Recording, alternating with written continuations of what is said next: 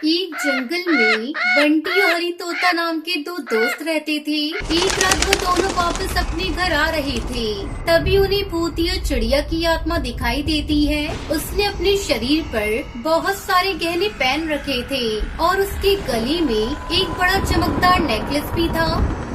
चलो इस भूतिया चिड़िया की आत्मा का पीछा करके देखते हैं। अगर इसने अपने शरीर में इतने गहने पहन रखे हैं तो उसके घर में न जाने कितने गहने होंगे। उसके घर पर तो गहनों का खजाना होगा।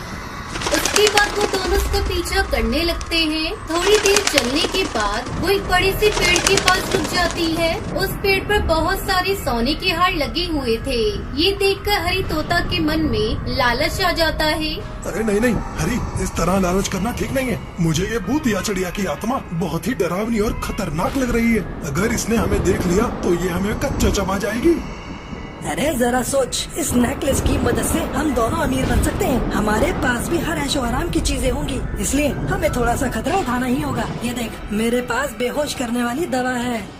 इतना कहकर हरी तोता उसके बगल वाले पेड़ के ऊपर चढ़ जाता है और बेहोश करने वाली दवाई उसके ऊपर छिड़क देता है, जिससे वो बेहोश हो जाती है। और मौके का फायदा उठाकर वो दोनों भूतिया चिड़िया की आत्मा का जादुई नेकलेस लेकर वहाँ से भाग जाते हैं।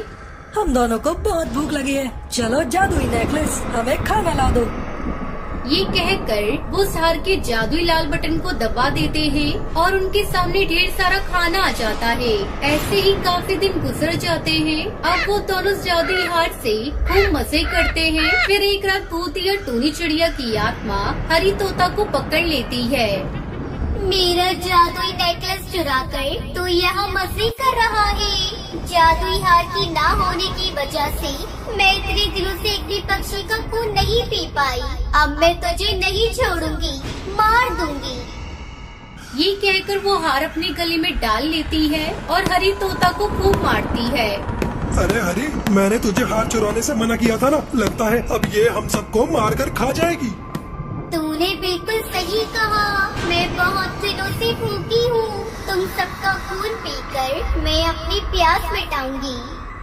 ये सुनकर वो घबरा जाते हैं। तभी वहाँ काली गुफा का तांत्रिक आ जाता है। तांत्रिक भूतिया चिड़िया की आत्मा की आंखों में जादुई पानी डाल देता है।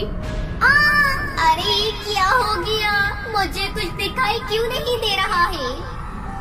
तभी तांत्रिक उसके गले से वो जादुई नेकलेस निकाल लेता है और उसके सर पर डंडे से वार करने लगता है।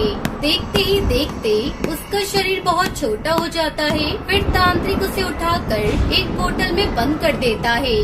हमारी जान बचाने के लिए आपका बहुत बहुत शुक्रिया तांत्रिक जी।